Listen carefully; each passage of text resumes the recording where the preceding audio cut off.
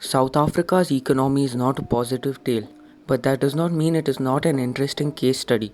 As I said in my video on Kenya's economy, Africa is a land of diversity, both culturally and economically. While South Africa can seem like a good example of a successful African economy, as we look deeper, we can see the cracks that run deep throughout South Africa. South Africa's economy was struggling even before COVID. A whole quarter of its population was unemployed. It had systematic inequality and the worst Gini coefficient in the world, behind Netherlands, but that is for another video. And its economy barely grew year on year. If I were to search South Africa GDP per capita, it would show me that the average South African earned $6,300, and I would conclude that South Africa is one of the well-off African countries. But this is wrong on so many levels that I get a brain aneurysm just thinking of it. South Africa is considered one of the most industrialized nations on the continent, and by many means it is. However, it also has major problems such as corruption, unemployment, inequality, capital flight, and a large external debt. On top of this, the recent COVID crisis has reduced South Africa's economy to 2007 levels. That is, it has brought South Africa back a whopping 13 years. And hey, credit where credit is due. The South African President Ramaphosa has tried to institute reforms to turn around the policies of the previous president Jacob Zuma that have caused the previous decade to be considered the lost decade for South Africa. Unnecessarily strict mining regulations, a stall in the debate for land reform, and frequent power shortages means that sectors are unable to compete with the global market and fall behind.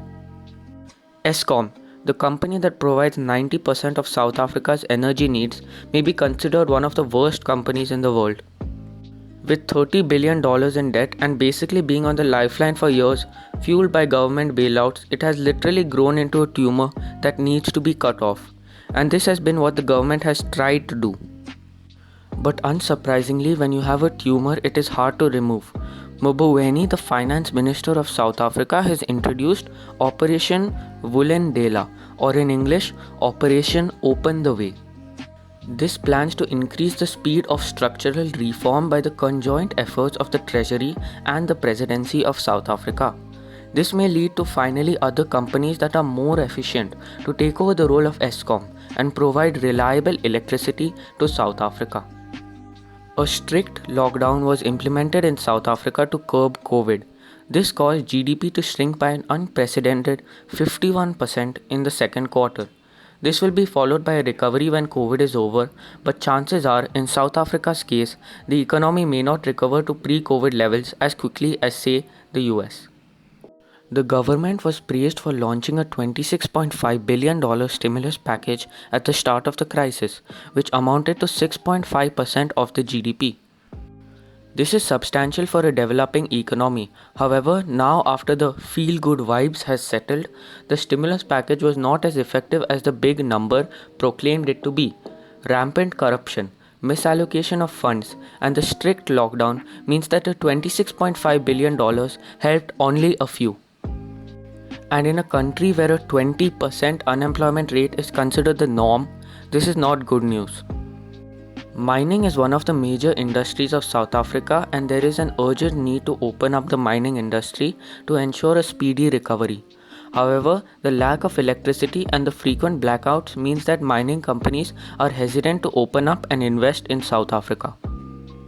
The president has also stated his desire to provide 4G and 5G to more people in 2020 by auctioning off the spectrums. However, numerous stalls in the auctions due to intertangled interests and politics means that even this pipeline to recovery is unlikely to vest. Both the spectrum auctions and the mining stall are perfect examples of South Africa's inability to develop and grow quickly, and why their messy, intertangled politics may be the cause of their slow growth in the 21st century. If you were looking for a light at the end of the tunnel, I am sorry to say, unless the status quo changes, it is unlikely you would find one. The sky-high unemployment rate, which is almost impossible to believe, may never end. A deeply unequal state where the rich are fleeing with all their wealth and the poor who are left to themselves in the townships have given up. A bureaucracy that fails to do anything and is stuck in a never ending gridlock may mean that South Africa is stuck with a growth rate of 1% for the next decade. But who knows? The future is unpredictable. Subscribe to Economics Matters for more engaging and informative content.